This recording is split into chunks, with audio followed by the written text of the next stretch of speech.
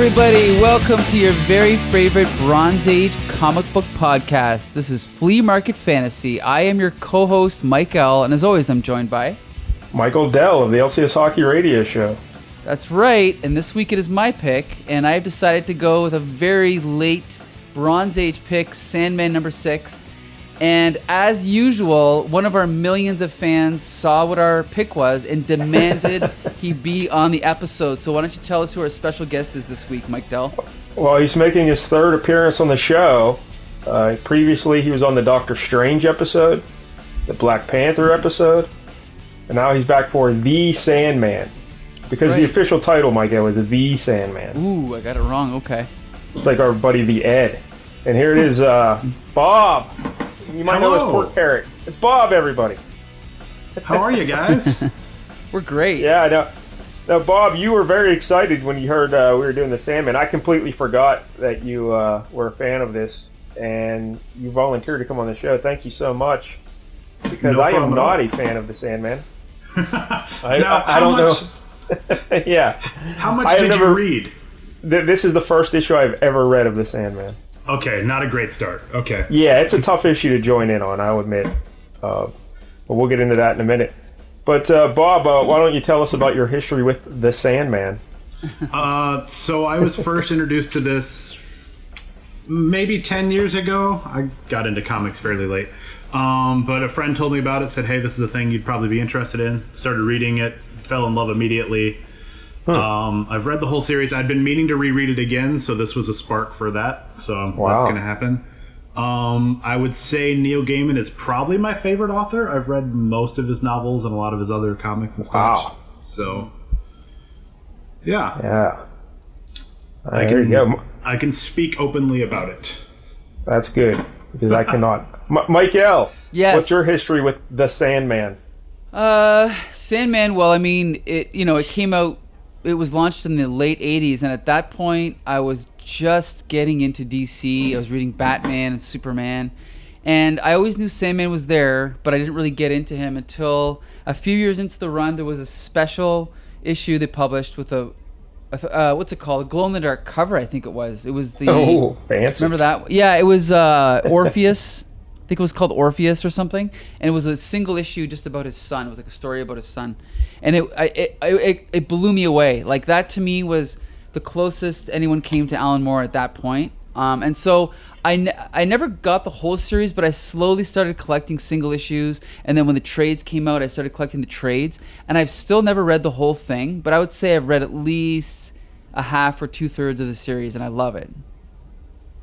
All right, here you go.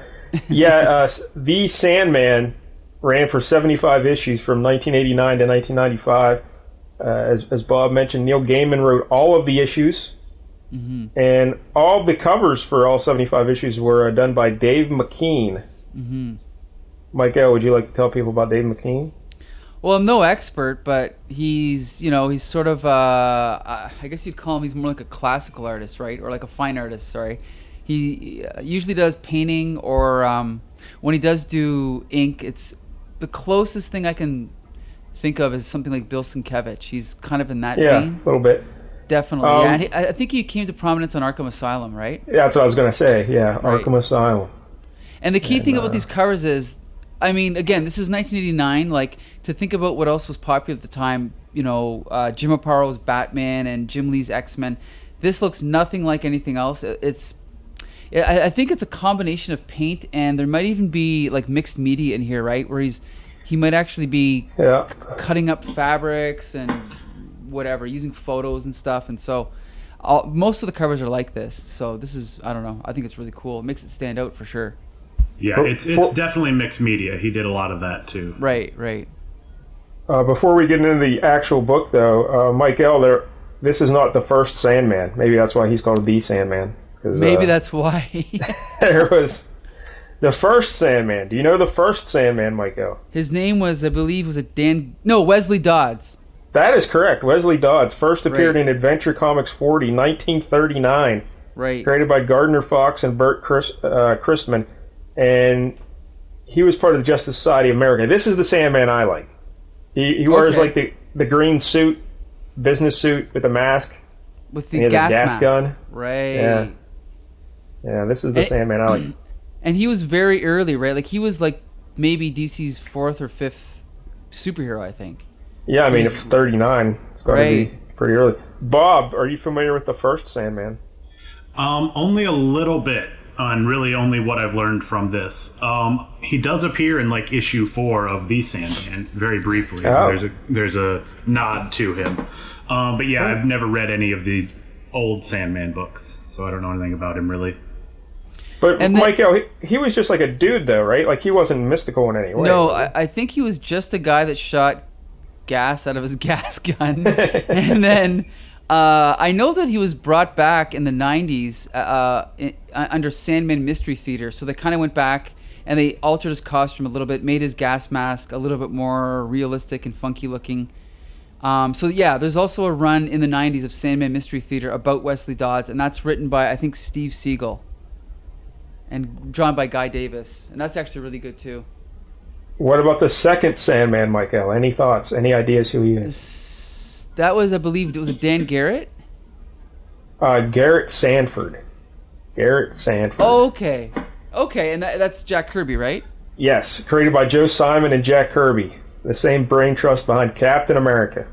That's right. And he premiered in Sandman #1, 1974. And he looked more like a traditional superhero. He wore this really garish yellow and red costume. Right. And, yeah, so that's the second Sandman. Bob, did you ever see the second Sandman? No, I have no knowledge at all of the second Sandman, but it sounds awesome. You know what? Kirby in garish costumes, why not? I'm pretty sure he makes a cameo in one of these first 5 issues. At least one panel, they just show him briefly. That wouldn't surprise me, and I just didn't realize who he was. It's also confusing because the first Sandman with the gas mask got a costume redesign by Kirby in the 40s, and that was also, I think, a yellow and red costume. So I think people mix those two up, yeah. Now, there was a third Sandman named Hector Hall. That's right. And he was part of the All-Star Squad. His first appearance was All-Star Squadron 25, 1983, created by Roy Thomas and Jerry Ordway. And this Hector Hall character, Michael, I don't know, he then became Dr. Fate, and I guess he's been bouncing around doing a lot of stuff. I don't know. Explain who Hector Hall is, do you know? All I know is he's the son of Hawkman, right? And Hawkwoman.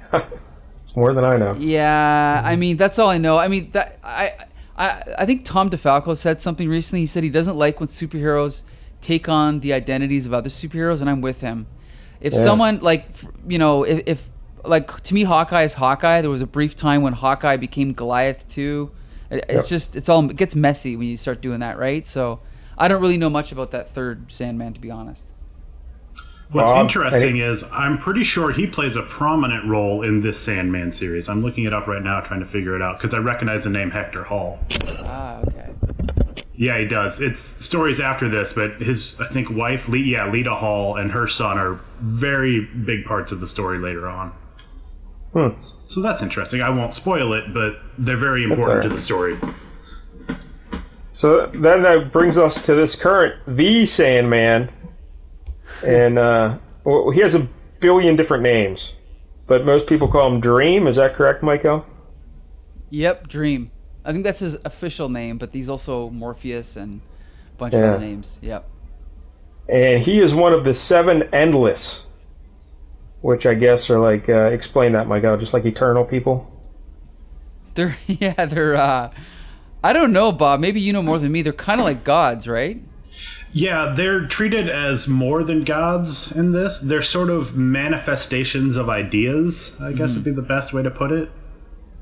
Yeah, and Neil Gaiman, I don't know if you're going to touch on this, Mike Dell, but he definitely incorporated some aspects of like DC superheroes into this. So when he created the Endless, he put Destiny in there, but I think the rest of them were all created by him. So at this point, he was trying to fit it into the DC universe, but then as time went on, he kind of that all just kind of fell away, right? So I mean, I'm not sure if you're gonna name them all, but well, can you name them all, Michael? Oh boy, let me try. Dream, Death, Destiny, Delirium, destruction, decay, and no. Decay is not one of them. Okay, not decay. So that's 5 I got right? Yep. Oh, boy. I give up. Bob, do you know the other two? You're Donner and missing Blitzen. Yeah. You're missing desire. And did you say delirium? He said delirium, but then despair, I think, is the other one, right? Despair. Yep. Right, despair, right. There you go. The 7 endless. I don't know. Whatever. Here's the thing. I just don't like any of this stuff. Like, it's just not my thing. You know, like, this is, I guess, very little punching. Yes. This is like dark fantasy, I guess. I don't like fairies. I don't like magic. I don't like demons and angels. This just isn't my thing, you know? So what's interesting is I generally don't like any of that either, but for some reason, magic, and I think this is what made me like magic more, but usually fantasy, fairies and stuff, I'm not into at all. But somehow when Neil Gaiman writes it in Sandman, I'm into it. I don't know why. But yeah, I definitely get it. It's not for everybody. And there's like no robots in this whole thing. So no. There's one punch, an old guy punching the teenage girl, but that's about it. So when I look at my notes for this issue, well, there's one other, we should mention, there's one other character in here. Well, first of all, Michael, Dream, explain who Dream is for us. Because I'll tell you what, as my first issue of reading The Sandman, and The Sandman is barely in it. He shows up, like, a guy looking like Rick Ocasek shows up at the end. And I'm guessing that's Sandman. Uh-huh. What can I say other than that he is like an idea. He represents, he's literally the god of dreams. I don't know how else to explain him. I mean, it's like Bob said, he represents an idea, like he represents dreams for humans or of the entire universe. I know one thing is he can appear as different things, like to different people, into different civilizations. He's been around forever. Beyond that, I don't really know how to explain him. Although he's not all powerful, because in the first arc of this series, we see that he's been kind of imprisoned for 80 years or 70 years or something, right? And so he's definitely not all powerful. But I don't know how else to really explain him. Bob, would you like to take a swing at it? It's basically everything he said. He controls the dream world. So he is, he's got people who work for him who are literally like librarians of dreams. But any idea, any thought that anyone's ever had comes from in their dreams at least, comes from the dream world, and he is the lord over it, essentially. Wow. He's very powerful. I have to comment on in case anyone's listening out there in Flea Market Fantasyland, we do have new and improved audio, but either the audio from Mike Dell's end is coming through in slow motion, or Mike Dell is very tired. I can't tell. Mike Dell very is not tired. Enthused. I'm very tired. You could use some dreams right now, right? I got bad allergies. My eyes are watering. Okay. Yeah, you sound like you're talking in slow motion. Well, it might also be that I just don't give a fuck about Neil Gaiman and Sandman. Ugh. Our listeners say ugh. Anyway. Just not for me. Here's the one note I had after I read this book. I summed it up in 3 words. Pretentious emo bullshit. That's how I summed it up. That's just me. Yeah, and... I mean, that is a little bit fair. And in fairness, I guess, to Neil Gaiman, this is one of the earliest things he wrote. Mm-hmm. Previous comics, I think he'd written the Black Orchid, and I think that one backstory story you guys read about Poison Ivy. Right. And a few other random comics for English companies, but this is very early on in his career. But it does come off as a little bit pretentious. I think he gets better as he ages. My second note, this is like a freshman creative writing student trying to be edgy. Yeah, he definitely leans into the edgy a little bit too hard here. He softens those edges later in life for sure. I think that... Yeah. There's a couple scenes we'll talk about that had me rolling my eyes. They were so ridiculous. But all right, what did you want to say, Michael? I was going to say, I think one of his first professional assignments was following Alan Moore on Miracle Man. So I think from the very start, he was probably trying to out more Alan Moore. So maybe that's why. That could have been what's happening here. We'll get one other thing we want to talk about before we get into the issue. I guess the main guy in this book is a fellow named Dr. Destiny. Right. And again, I had no idea who this guy was until after I read this. His real name is John Dee. First appearance, Justice League of America 5, 1961, created by Gardner Fox and Mike Sekowsky. Right. And he's a criminal scientist. It seems like in comic books, scientists are always bad news, you know? And there are a Always lot of them, bad. too. A lot of Yes. scientists. How are they getting their degrees if they're so horrible, these people? I guess his big claim to fame is he created something called, let me see if I can pronounce this, the Materiopticon, Materiopticon, also known as the Dreamstone. Right. Was I close on the pronunciation, Michael? I have Materiopticon. no clue. All right. Sounds good to me. But it's basically like a red ruby, a jewel. Right. And it helps them, Bob, what does it do? It helps them manipulate dreams and reality, right? Yeah, it basically makes physical manifestations of dreams and reality. And I had no idea that was a thing that had a previous history. I think I knew this guy was a character, but yeah, so this story basically retcons the whole idea of him creating this Dreamstone and all that, which is interesting. I didn't know that was a part of DC lore. Yeah, because this Dr. D or Dr. Destiny, whatever they call him, he was around pre-crisis, and then post-crisis DC continuity and all that. They changed his history a little bit, and they changed some stuff. So I think originally he had created the stone or something, but then Dream created it. Michael, right? Like Dream actually created it. Yeah, I don't remember exactly, but yeah. That's kind of that's what they're like. This is we should mention this is like proto Vertigo, right? So with Sandman and Grant Morrison on Doom Patrol, and then Jamie Delano on Constantine or Hellblazer, they were kind of like British writers that were just let loose with these DC characters, and so they started definitely retconning and rewriting things from the past, and this is definitely an example of that, where he's incorporating DC history into this book, but most of the stuff is all brand new. So I think in this story, in this art, post-crisis Dream, the Sandman story, this gemstone was created by Dream, and then this guy, Dr. Destiny, stole it from him and made some changes to it with circuitry and stuff. Mm-hmm. At least that's what I understood.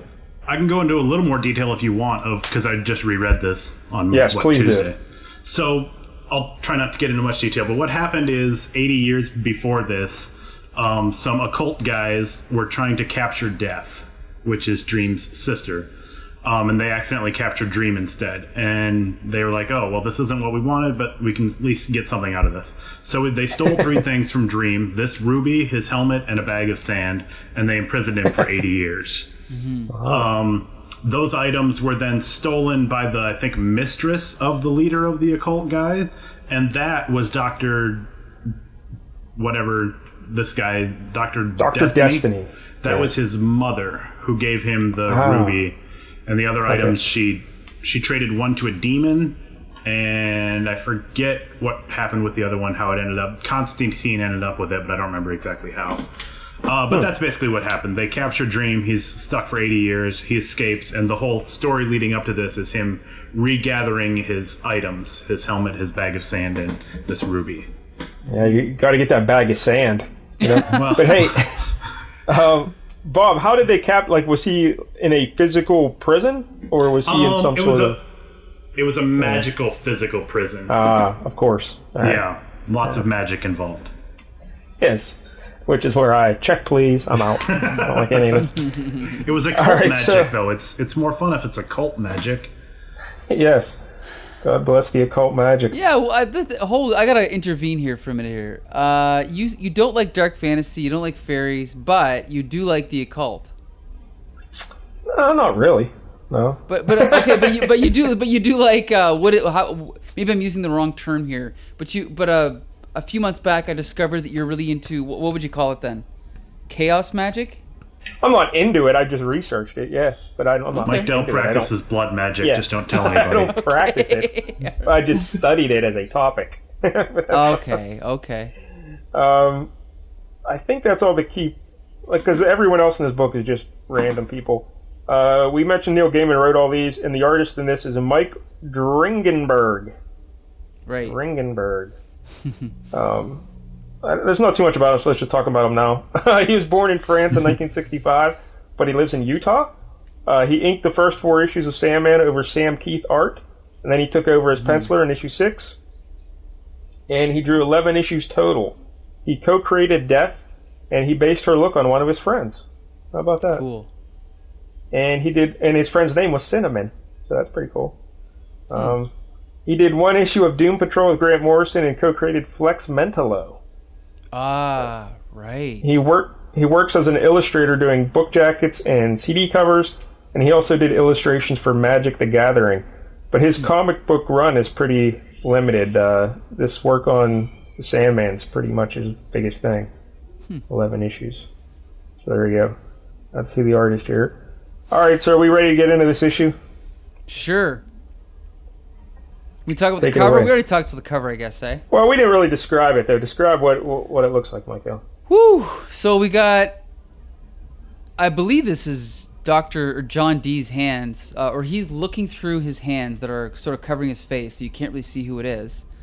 And then around him, there are these boxes of people's faces, which I don't even know if they're supposed to represent the people in the book or what, but we see like, I don't know what, we see a sort of, we see sort of like a sack, like with holes cut out of it for a face. Kind of looks like the Scarecrow. Right, yeah, like the Scarecrow.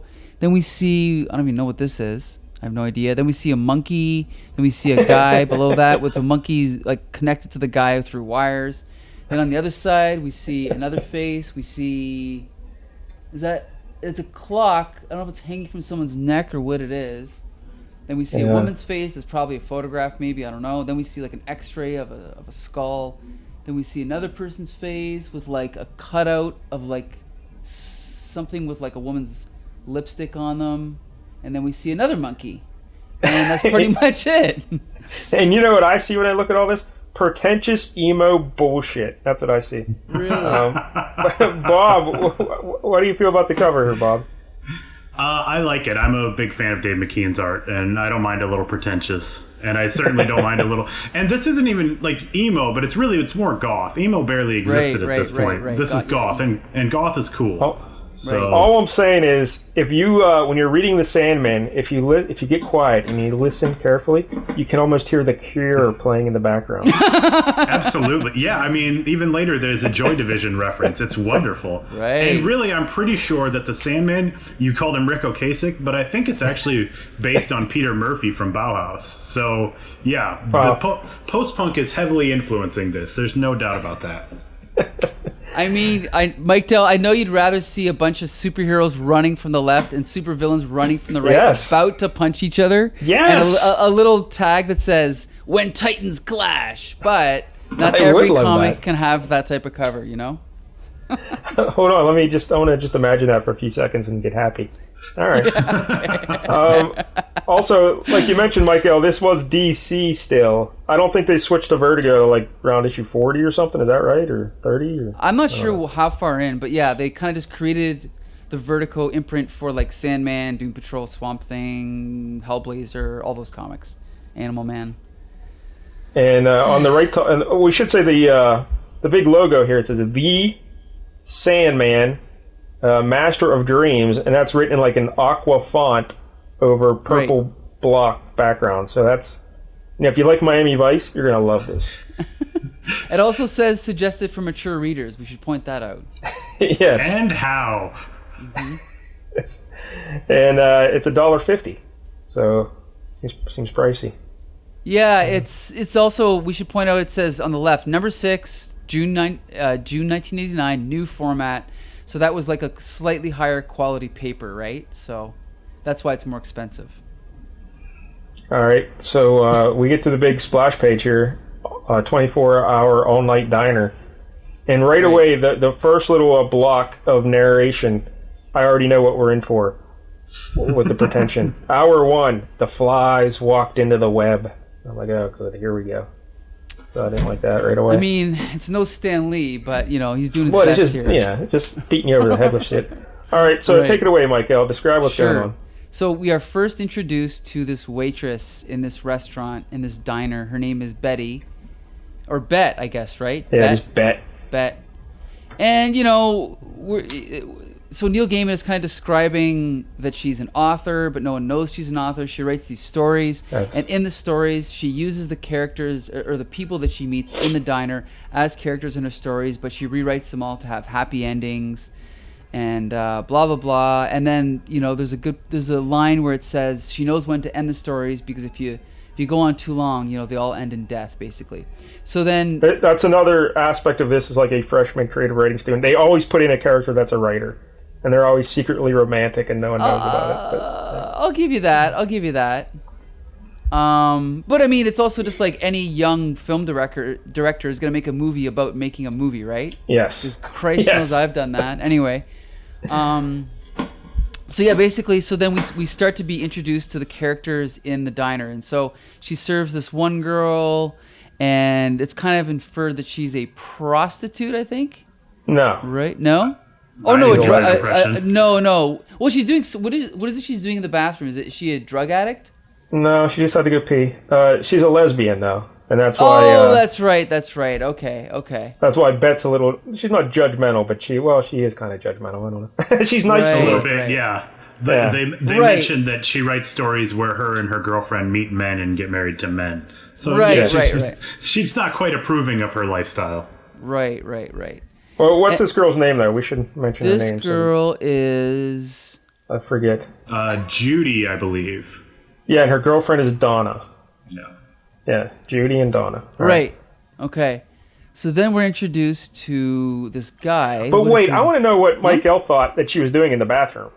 Well, because it says what these girls, because she says, "I'm going to the bathroom," and then then the Bet says, "What these girls do is a sin against God." Now, to be honest, my first impression was, "Oh, well, she must be going to either shoot up or do something," and I kind of just never came back to that character and pieced together what happened in the rest of the story. I kind of just assumed that. You know what I mean? Yeah, well, she mentions, "I'm going to the bathroom. If Donna comes by, tell her to wait." Okay, so Yeah. that's why she's talking. I read about into Donna. it different. And we also, we also have the Joy Division jacket, right? She's wearing the Joy Division jacket. So Oof. I gotta take a knee on that one. Yikes. Knock the wind out of me. All right. You're missing out, Mike Dell. yeah, if only it was Leonard Skinner, right? But anyway. No, what the fuck? So anyway, so then we're introduced to okay, what's this guy's name? The young man, huh? I don't know if they ever mention his name. I think he's just a young man. Yeah, okay, he's just a young man. Then we introduced another guy. Well, this other guy comes in with a lady, and Bob, this guy's clearly Louis Anderson, right? I do believe this is Louis Anderson. Yes. Is that stand-up comic? Who's Yeah, Louis Mike, Anderson? I'm not sure if Canadians know who Louis Anderson, but he's a very large comedian. And doesn't he play a woman on a TV show? Yeah, I know. Yeah, who he is. Baskets. Yep. He used to host Family Feud. Right. After all these years, you'd think he'd have got braces, eh? I always thought that about him. But anyway, But he looks exactly like Louis Anderson. there you go. So, all right. So Louis Anderson comes in with his wife, and they sit down and they order some food, and the waitress is just narrating Bet, and then we introduce to another guy. It's not actually the waitress. Actually, isn't doing. It's actually an omniscient narrator. Right. Okay. You're right. You're right. Good point. And that's where a lot of the pretension comes in. Wow. What is it? Pretentious to have an omniscient narrator? No, so? but just the tone of the voice and the way that this is very much like you mentioned him trying to copy Alan Moore. Like that's, I just got it reminded me of that Alan Moore Swamp Thing we read. The same kind of tone and same kind of haughty voice. But anyway. So then this guy comes in. He's kind of dressed in like I don't know. Well, he kind of just looks like a truck driver or something. What is he now? I don't even remember what he is. I believe he's a truck driver. Yeah, there you go. Okay. Well, he's Bet's fella. You know. Ah, right. Okay. Oh yeah, this is They where were we having get an affair. right. This is where we get Marsh and Marsha. Yes.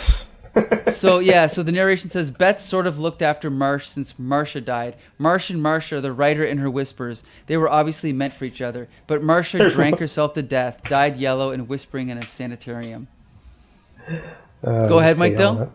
Well, I just hate that whole Marcia stuff. The writer and her whatever. Anyway. So then, who's the next character? I think that's it. Yeah. Okay. Yeah, so those are the 5 people we're dealing with here. We got the young Judy, who is a lesbian with Donna, although we never see Donna. Then we have Marsh, the older guy who's having an affair with Bette. Then we have the young guy, and his big thing is he's waiting to go to an important job interview. Then we have Louis Anderson and his wife, and I guess, but what Bette said about them was that he married her for her money, maybe, and but they seem to be in love, so whatever. So then we're introduced. We're introduced to a 6th character or a 7th character, and this is kind of an odd-looking feller. Yes. He looks like basically a. Go ahead. This is Dr. Destiny. Destiny. Yeah. And I gotta say, up until this point, I was not impressed with the art, but I really like this big opening shot of his face. I think it's really well done. But he's go ahead. Like, do you think he's manipulating things so they can't see what he looks like?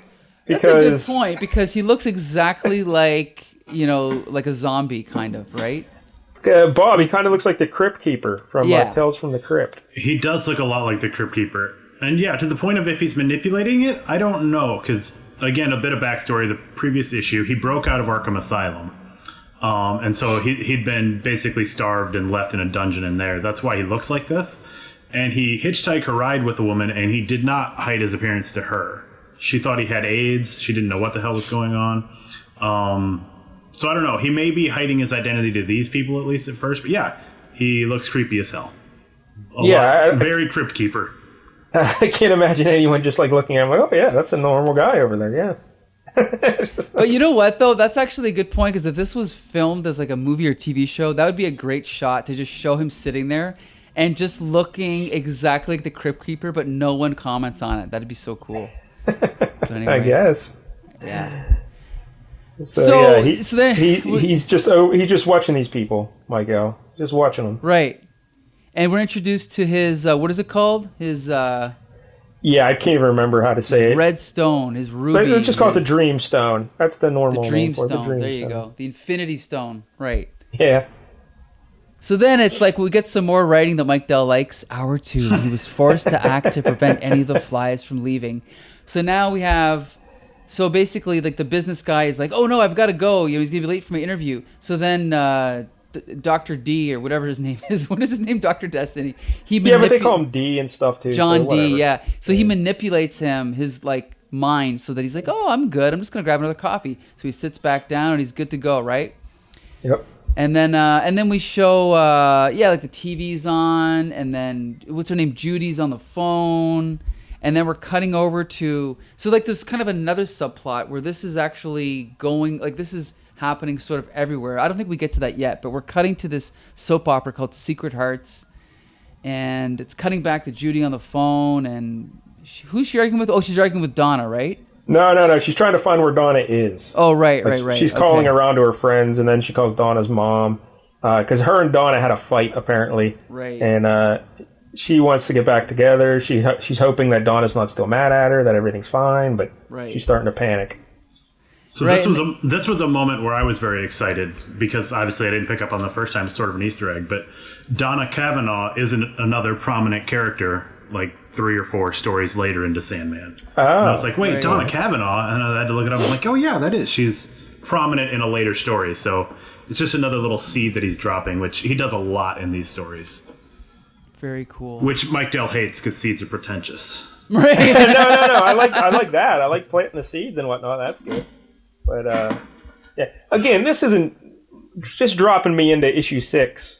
Isn't really fair. Yeah. No, this is not a great way to start. And honestly, like I like this first arc because I like the character of Sandman, but this is not the best of Sandman by any means. Here's the thing. I don't want to be too harsh. I will keep most of my comments to later, but I will say that I misremembered, and I thought that this story was resolved in one issue. And when I got to the end, I was like, "Oh crap, it's a cliffhanger." So that is my mistake. I will take a hit for that, but we'll get to that later.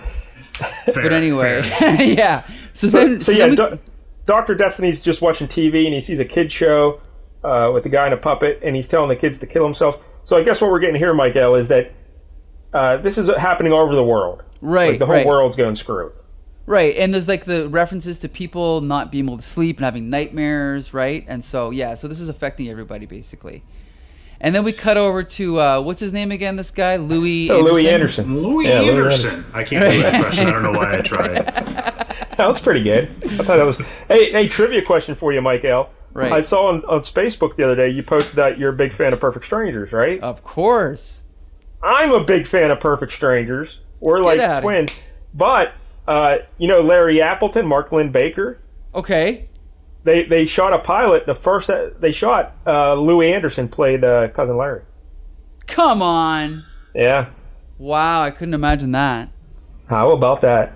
I thought you were going to say he was your cousin or something. No. Okay. It all ties together. Louis Anderson Right. and Perfect Strangers and Sandman. That's right. Huh. So anyway, basically, so he's arguing with his wife, and then Judy's writing to Donna, right?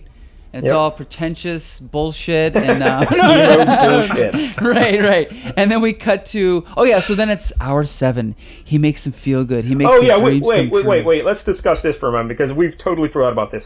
But the whole gimmick of this issue is that it's 24 hours. Right. So every page or so there'll be a narration, like I said, hour 1, the flies get into the web or whatever. Then hour 2, so we're up to hour 7. Yeah. And so holy hell, by hour 11, I was tapping out. Wait. So just for the record, hour 3, afternoon soap opera. Hour 4, he watched television. Hour 5, the flies get restless. Hour 7, did he skip 6? Oh no, hour 6, then it's Dear Donna. Hour 7, he makes them feel good. He makes their dreams come true. So we show the business guy in an interview making money, and then we show, is this Louis Anderson in the car? Yep. Yeah, with a $20, and Gary's having a $20 hooker in the convertible. Then he'll beat her up, throw her out of the car, drive off. He gets such a kick out of doing that. This is great stuff here. There's no subtlety there whatsoever. This is again that 14-year-old being edgy. This is great. I don't know. Anyway, we'll talk about that later. And then we show, and Kate knows she'll never have to worry about Gary's little infidelities again. No more lipstick on his collar. He's all hers. And then we show his head on a platter. Yeah, that's why she's sure he'll be, because she has his head on a platter. Yeah. Right. And then hour 8, he moves among them, experiencing the little pleasures, their minor joys. So now he's kind of like, so what are they doing here? They're still hallucinating here.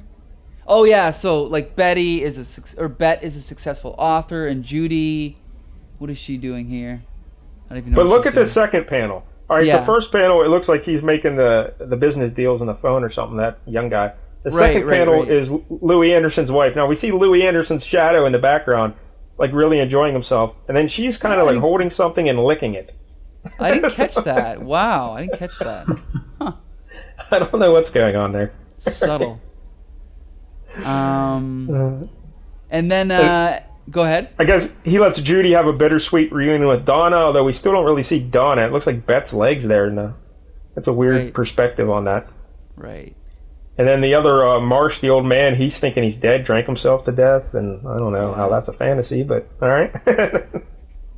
Alcoholics just want to die, right? I guess.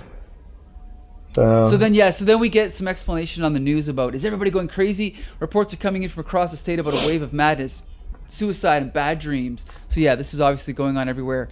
So then hour 9, conflict, he decides, reveals character. So now we have like an actual fist fight between... Is this, this is like, is what's his name, right? The trucker? It's Marsh. Yeah, the Marsh fellow. And he actually punches Judy in the face. Yeah. This is like a hate crime here going on. And read the dialogue, Michael. This is great. Marsh, honey, please calm down, please. She's just a kid. Filth, lesbo, filth. Huh? Yeah, you skipped the filthy dyke bitch part. Oh, well, I didn't want to say that on a family-friendly podcast, but okay. And then, you bastard, I'll kill you. Let go of me, I'll kill him. And then, so yeah, that's pretty clear what's going on here. Unless you want me to keep reading. Can I jump in for a second? Yeah, go ahead. When you said this is family friendly, if there are any kids listening, you should probably stop now. It's not going to get better. Yeah, it's going to get worse. True. Because the next thing we see, hour 10, they love him, they say, and they start worshiping him like a god. They love him. So they're carrying him around on their shoulders, and he's like naked now, this Dr. Destiny. He's somehow no longer has his clothes on. And we see the business guy, he cuts off his finger, and he feeds it to Dr. Destiny. Right. So that's interesting. Yeah, so this sort of speaks to his ultimate goal, which they'd left out of this issue. It's in the previous issue, but basically his plan is to drive the whole world insane, and then they will make him his god and leader because he will have the power to make them not insane, and that's his goal. So this is essentially a microcosm of what's happening around the world that we're seeing on the news. But they kind of, if you're only reading this issue, it's not really entirely clear that that's what's supposed to be happening. Clear. Yeah, it seemed like he was just tormenting these people for his own enjoyment, and then like the rest of the world's going insane too. I didn't realize he was this was a big long plan to take over the world. But yeah, that is his goal. He escaped Arkham with the plan of getting this gemstone back, which he'd just gotten previously, and then take over the world. Right. So, hour 11, he catches up on the news. Nightmares, sleepishness, and insanity reported earlier on local news is shaping up to be a planet-wide phenomenon. So, yeah, this is going on everywhere, obviously. So then, hour 12, here we go. Hour 12, my favorite hour. It is time for them to get to know each other better.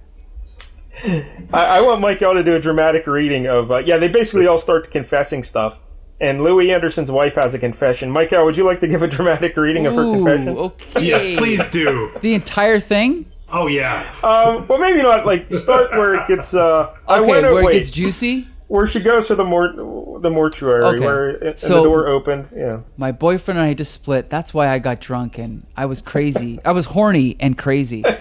I just walked and I found myself outside the funeral home and I just sort of tried the door.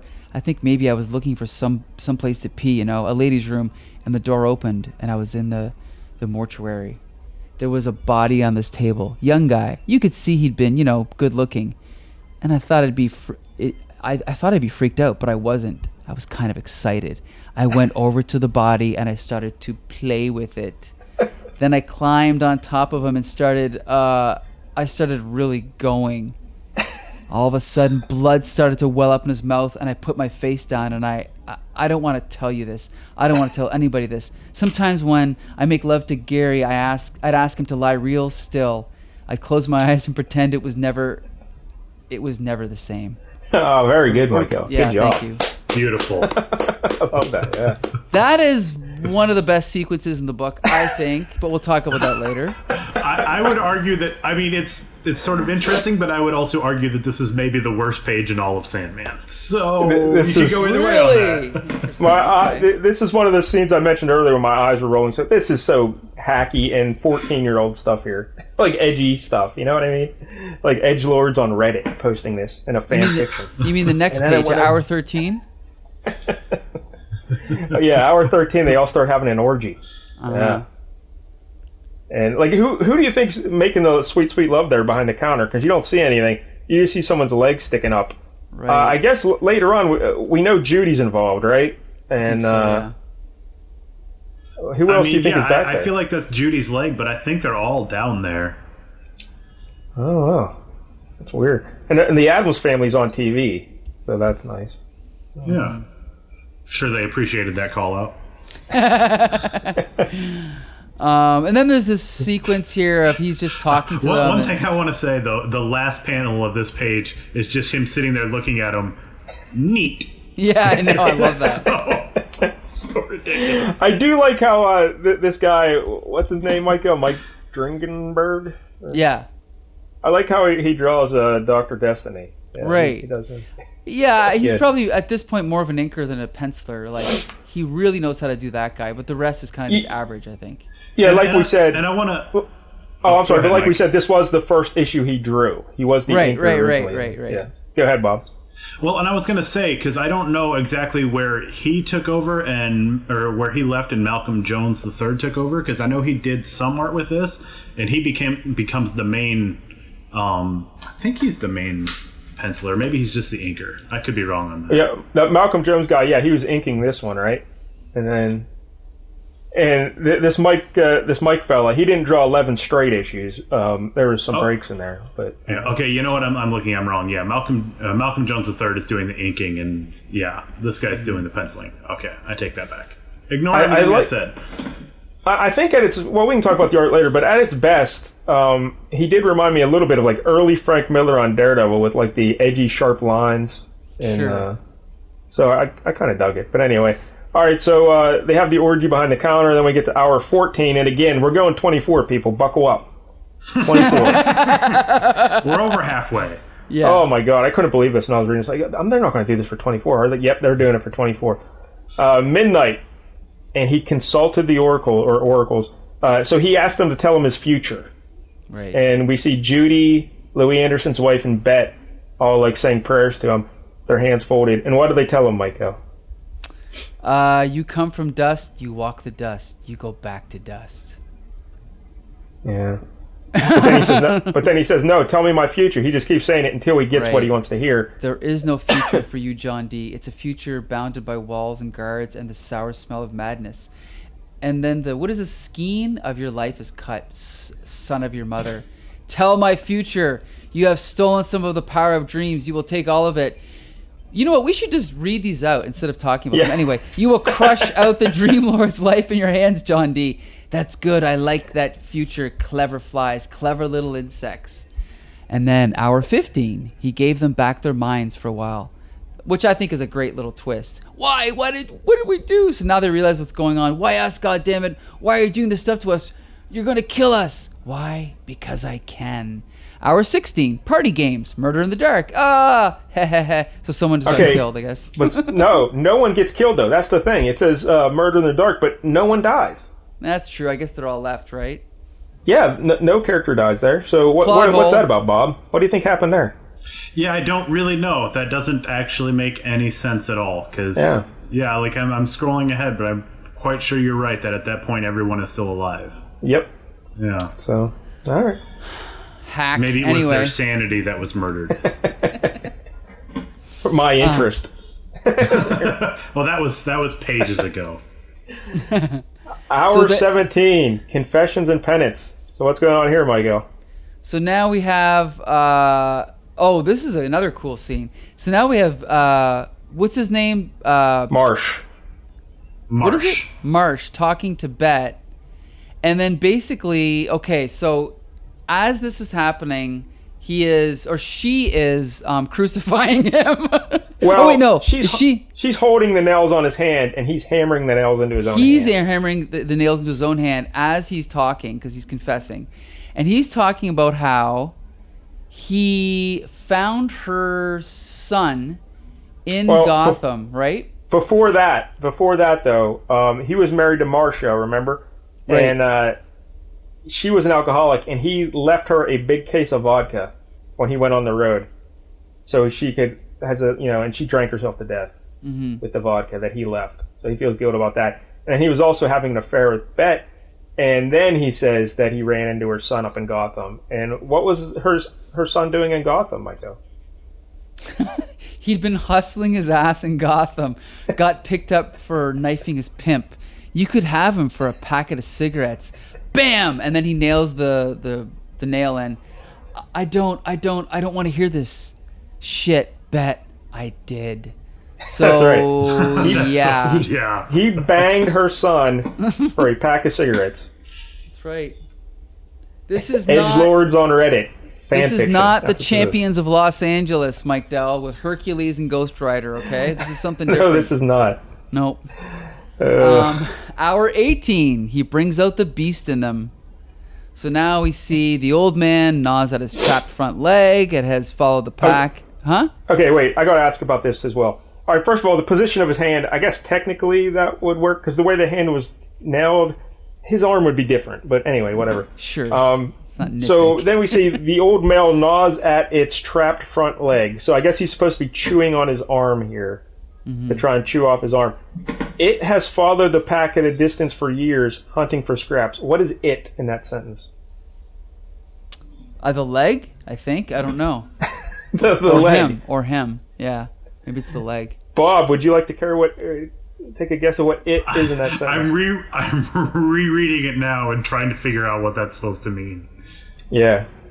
Here's a tip for you writers out there. Don't open sentences with it, because it leads to pronoun confusion for exactly that reason. The it in this, I believe, is the beast inside of them. Yes. Yeah, that's what I think so, too. It's not well written. But then you have the old male gnaws at its trapped front leg, so that means he's gnawing at the beast's trapped front leg? Apparently. Yeah. It's very confusing. But then it doesn't even matter, because that guy's not even involved in what happens next. So, go ahead. Well, it's because he's trapped there. He can't do anything. Yeah. It's not easy to gnaw through your arm, Mike. Apparently he does it, though, at the end, if you look at the last panel on hour 22. But we'll get there in a little bit yet. Well, yeah, but, it took him 4 hours, but he got there.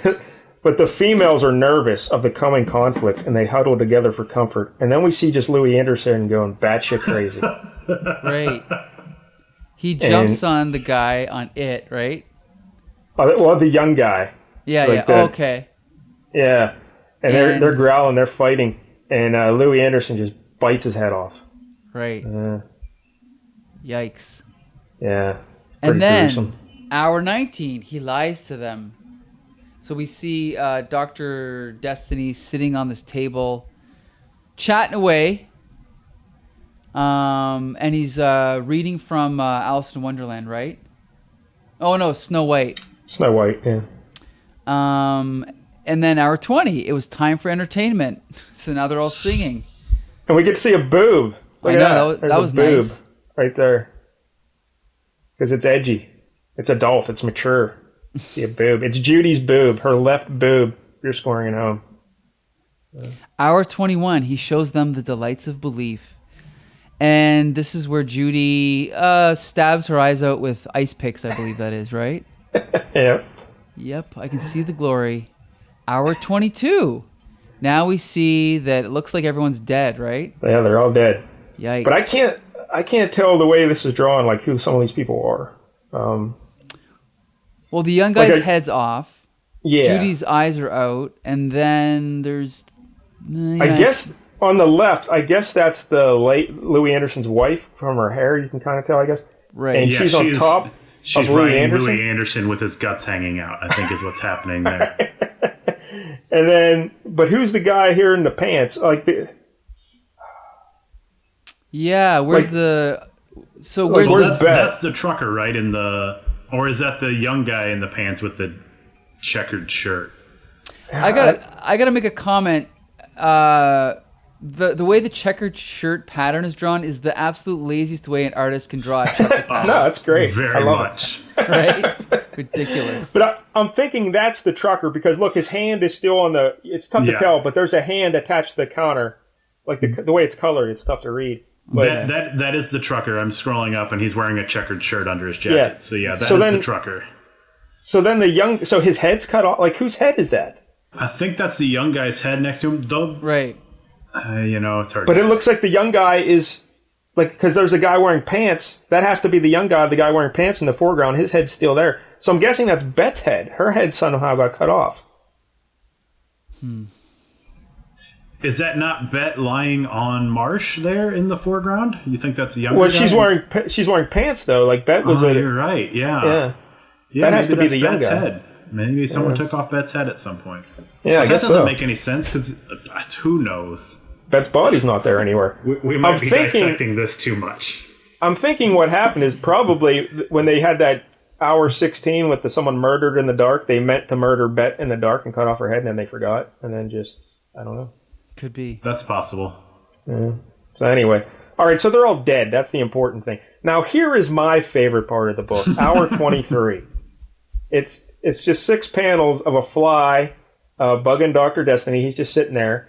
And then he grabs the fly, eats it, And then just in the sixth panel, he looks at the camera and just starts swinging his little Joel. I love that. Yeah, that's great.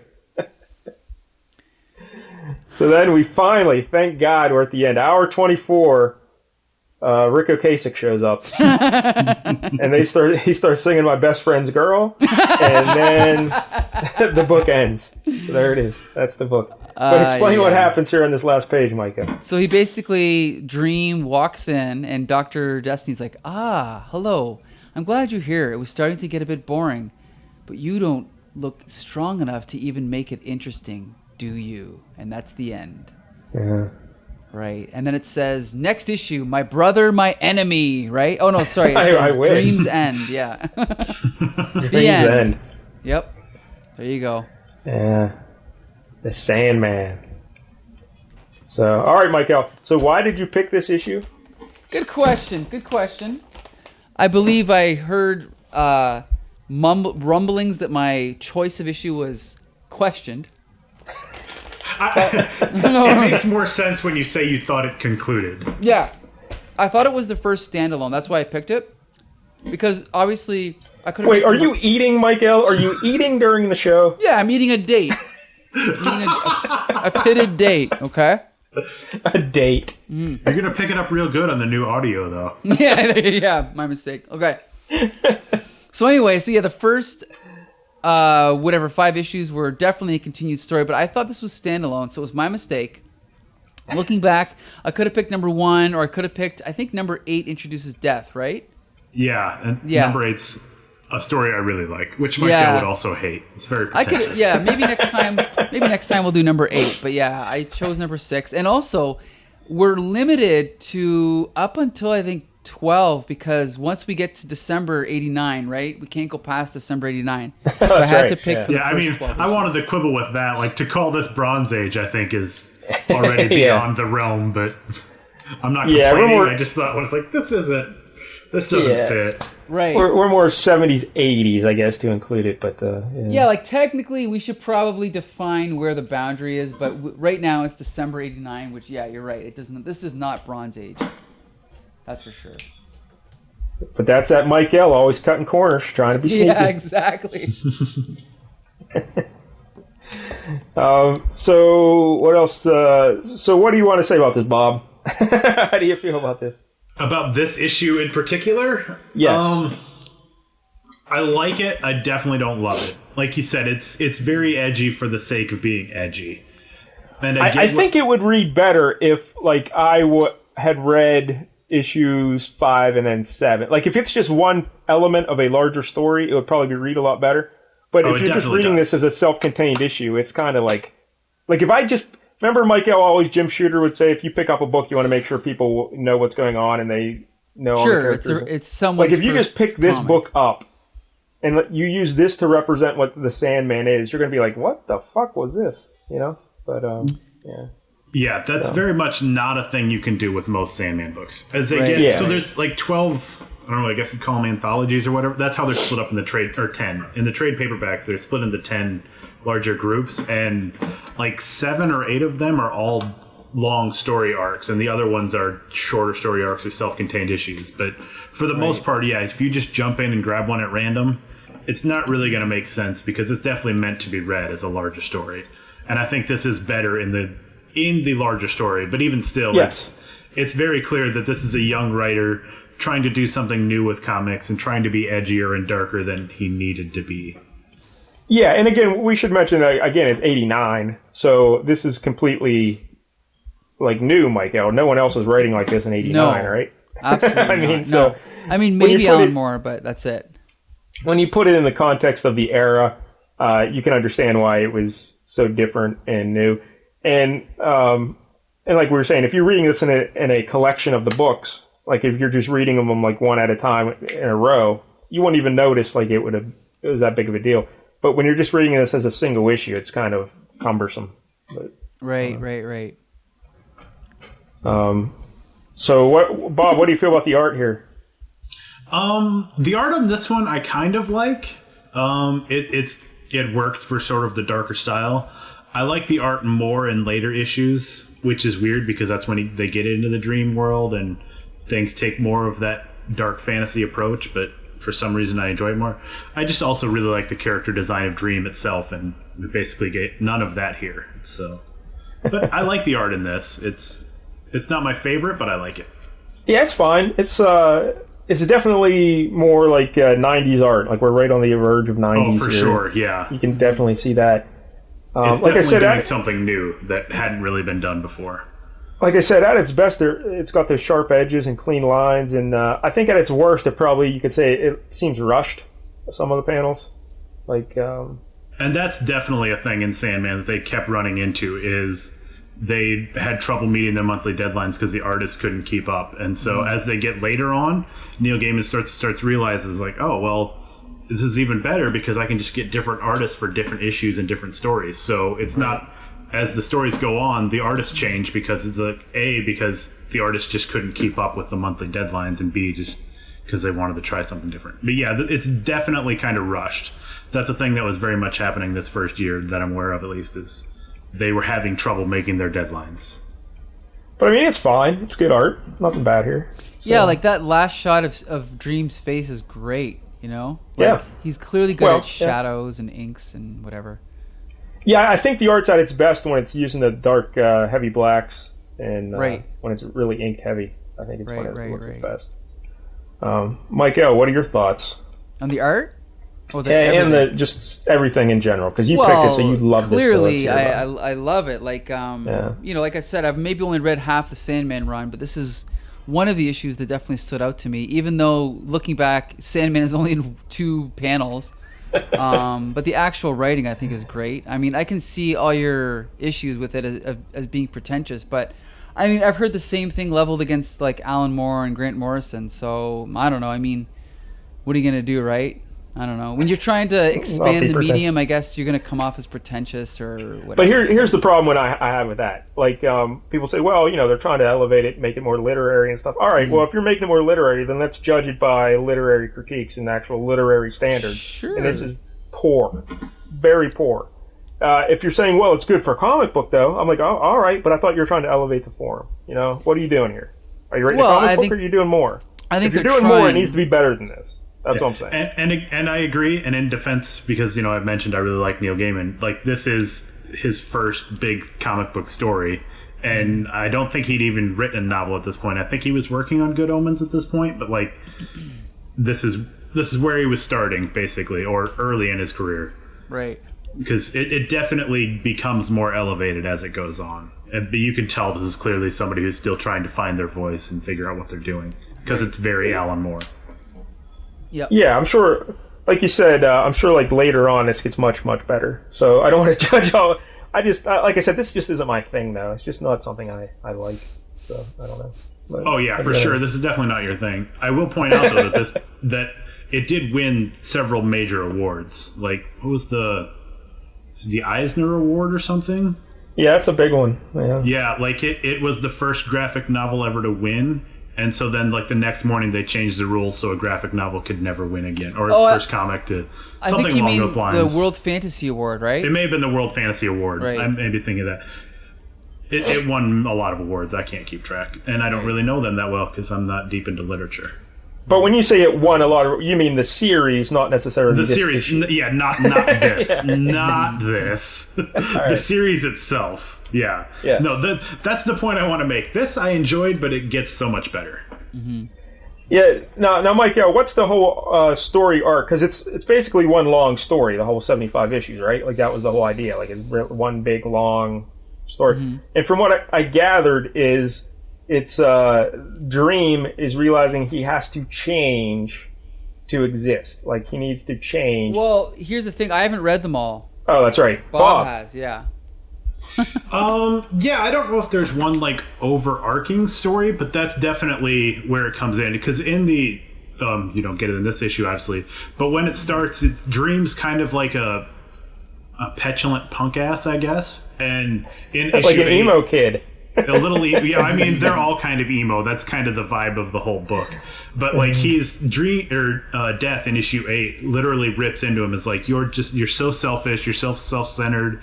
You don't think about anything. And there's stories that go on about, without getting into all the details.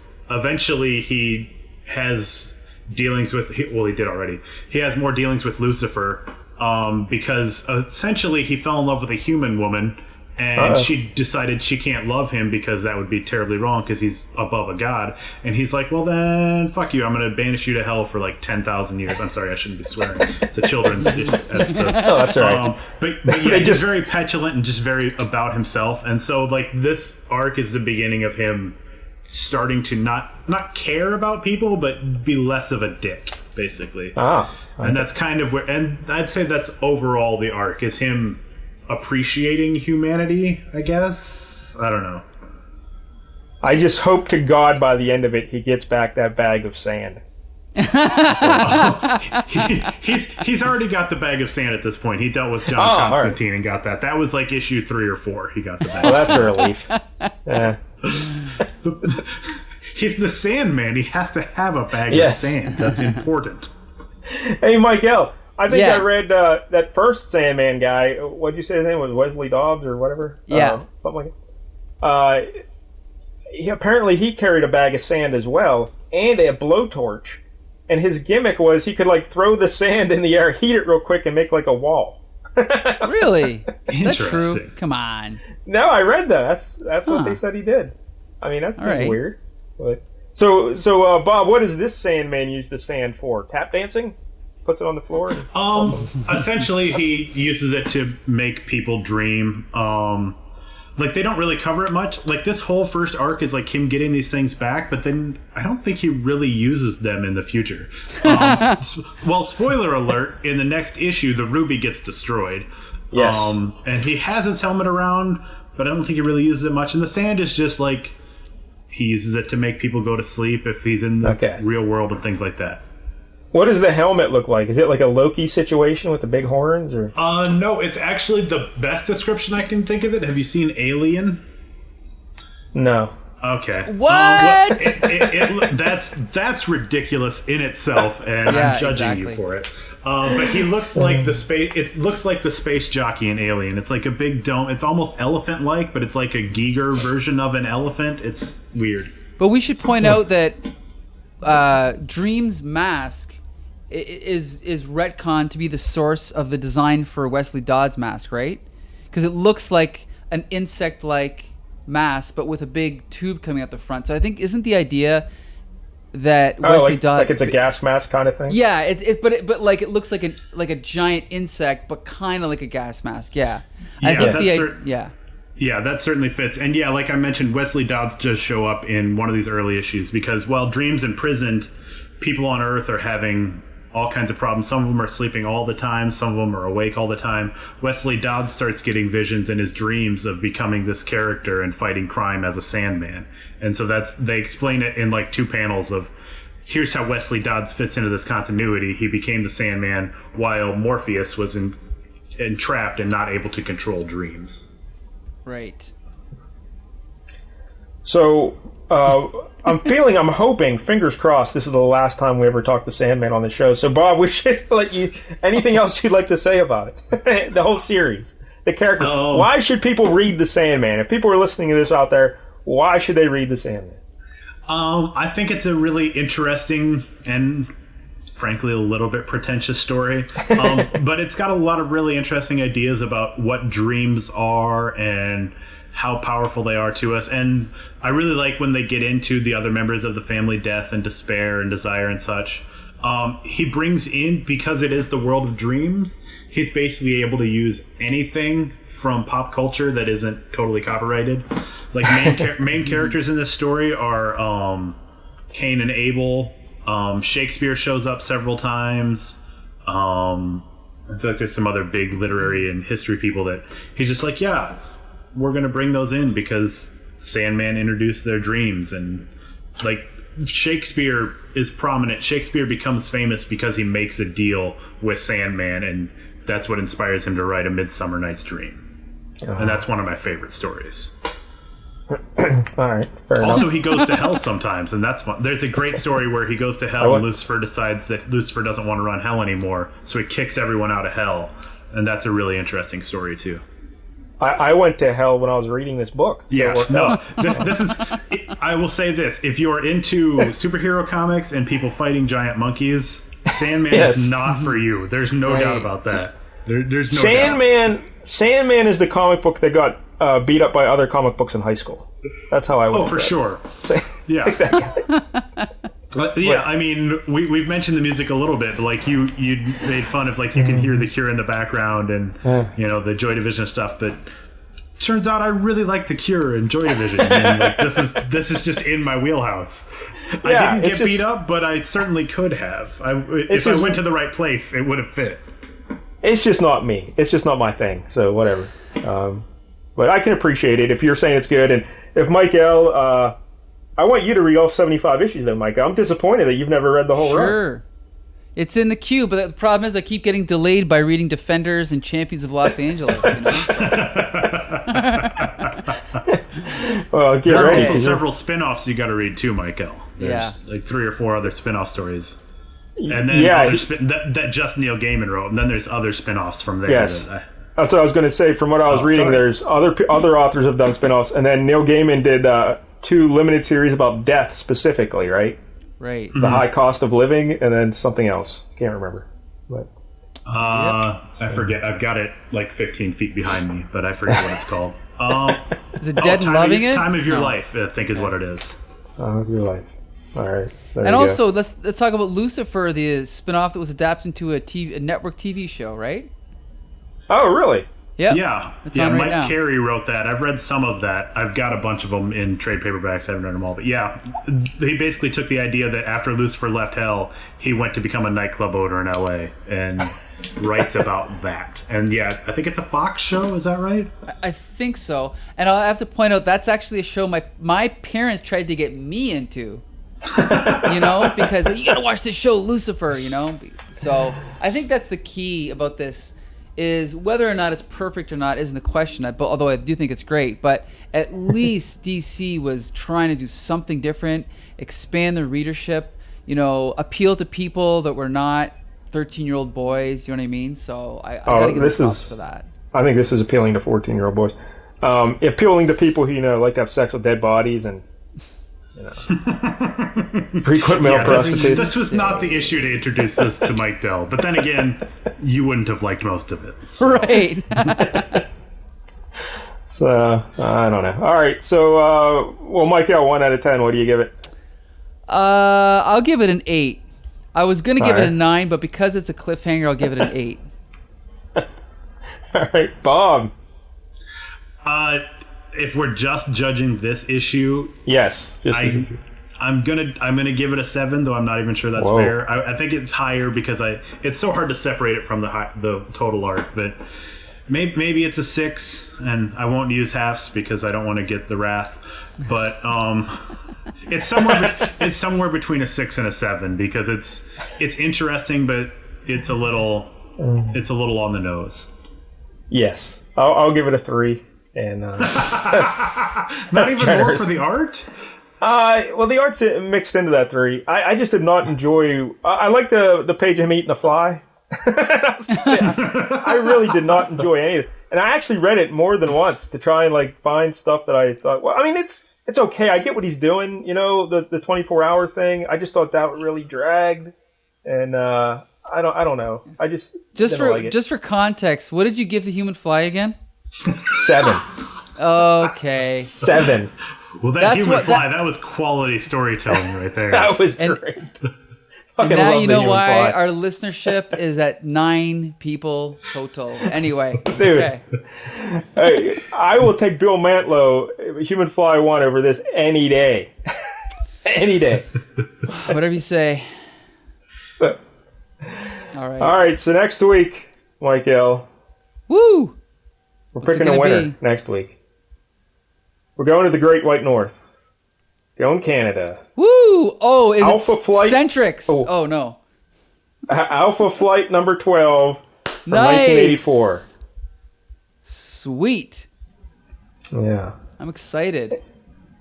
And this, of course, is written and drawn by John Byrne, who I know we've talked about John Byrne on the show, but I don't know if we've ever actually done an issue that he was involved in, have we? No, I don't think so, no. Yeah. So Alpha Flight, Canadians' proudest heroes. Alpha Flight number 12. I know what happens in that issue already because I've read it. Oh, wow! I Look don't at want you. to spoil it, but I've never read it. I haven't. The only Alpha Flight I know about is like when they dealt with the X-Men and the X-Men Yeah. series. But is Sasquatch in this? Should be. Excellent. I think so, yeah. It should be.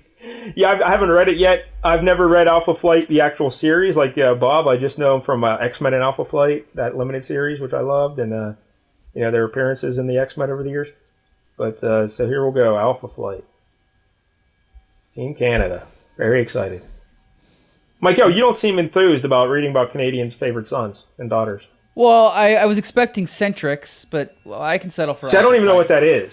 I don't know what that is. He may have made that one up. No, I as a gag, I was gonna wish Happy Canada Day, but I know that whenever people pick Canadian superheroes, they always pick Alpha Flight. So no, I'm gonna go to DC, and it turns out DC only has one Canadian superhero, and his name is Centrix.